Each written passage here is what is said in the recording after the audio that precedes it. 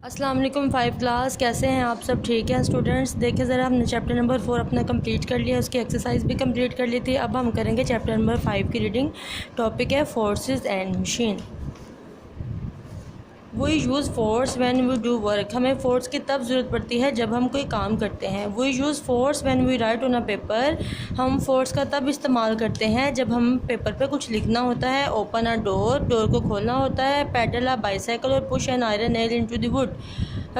Bicycle को run करने के लिए या किसी भी वुड को जो है उसको धकेलने के लिए हमें फ़ोर्स की ज़रूरत पड़ती है। We can not see a force but we can see its effect. हम फोर्स को नहीं देख सकते लेकिन उसके असर जो है उसका वो हमें नज़र आता है। अब हमारा टॉपिक है friction. What happens when we stop pedalling a bicycle. क्या होता है जब हम एक चलती हुई बाईसाइकिल को एकदम से रोक देते हैं। Why are rolling ball stops after moving some distance on the ground. क्यों एक बॉल जो है वो मूव कर रही है और सडनली वो रुक जाती है।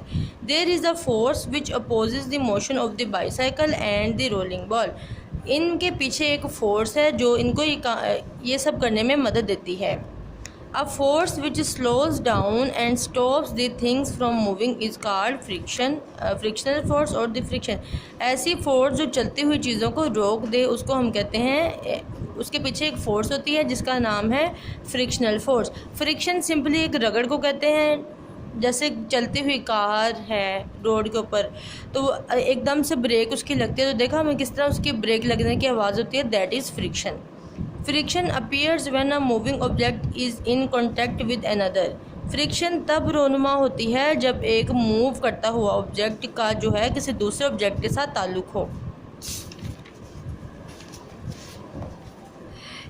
इट इज़ कॉन्टैक्ट फोर्स, इसको कॉन्टैक्ट फोर्स भी कहते हैं। There is less friction when smooth surface such as glass and a marble slide over each other. Friction वहाँ पर नहीं होगी जहाँ पर सरफेस जो है वो स्मूथ होगी। फ्रिक्शन वहाँ पर होती है जहाँ सरफेस रफ हो। ठीक है, अब किसी मार्बल के ऊपर फ्रिक्शन नहीं होगी, या किसी भी स्मूथ ऑब्जेक्ट जैसे कोई ग्लास हो गया, कोई प्लास्टिक टाइप चीज़ जो बिल्कुल प्लेन होगी और स्मूथ होगी, वहाँ पर फ्रिक्शन मौजूद नहीं होती। There is more friction when rough surfaces such as sand paper and bricks slide over each other. वहाँ पर फ्रिक्शन बहुत ज़्यादा होती है, जैसे कि सैंड पेपर जिसको हम रेग मार कहते हैं। ठीक है, वहाँ पर आपने सरफेस देखी है किस तरह वो उसको रगड़ा जाता है दीवार पे तो वो पेंट उतारता है। उसके बाद देखिए ज़रा ब्रिक स्लाइड, ईंटों की जो साइड है वो भी कैसे रफ़ होती है, इसलिए उस सरफेस को भी हम कह सकते हैं फ्रिक्शनल साइड है वो। Roughness of the surfaces increase friction. जितनी सरफेस रफ होगी उतनी ही इसकी फ्रिक्शन जो है इंक्रीज होगी। No surface is perfectly smooth. कोई भी सरफेस परफेक्टली स्मूथ नहीं होती, उसमें कुछ ना कुछ परसेंट जो है वो रगड़ होती है। A surface that appear smooth also has roughness when seen under a microscope. कुछ ऐसी सर्फेसिस जो हमें आम ऐसे नज़र नहीं आती कि वो बिल्कुल प्लेन लगती हैं, लेकिन जब उसको माइक्रोस्कोप में देखते हैं तो उसके रफनेस का अंदाज़ा तब होता है। Some materials are deformed de shaped under pressure. कुछ मटीरियल्स को प्रेशराइज किया जाए तो वो डिफॉर्म हो जाती है, यानी उनकी शक्ल चेंज हो जाती है। Deformed material also called causes friction. Deform material जो होता है वो भी फ्रिक्शन का बाइस बनता है। Roughness of the surfaces and deformation are the causes to increase the friction. जितनी रफनेस ज़्यादा होगी और जितना ही मटीरियल डिफॉर्म होगा उतने ही फ्रिक्शन के चांसेस ज़्यादा होते हैं। Objects moving in liquids and gases also face friction.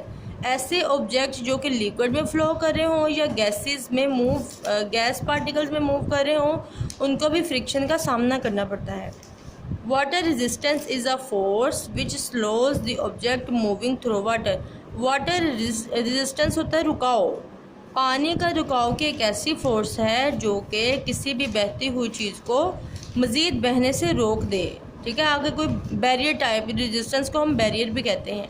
Air resistance is a force. Air resistance भी एक ऐसी फोर्स है which slows the object moving through the air. तो वो हवा में चलती हुई चीज़ को स्टॉप कर देती है, उसको रुकाव का उसका बाइस बनती है। ठीक है, समझ आ गई स्टूडेंट्स आपको? इसका आपने कुछ ना कुछ खुद से प्रैक्टिकल करके देखना है कि किसी सरफेस को दूसरी सरफेस के साथ जो है वो रगड़ के देखें तो आपको फ्रिक्शन का अंदाज़ा हो जाएगा कि किस तरह फ्रिक्शन जो है वो एक्ट करती है।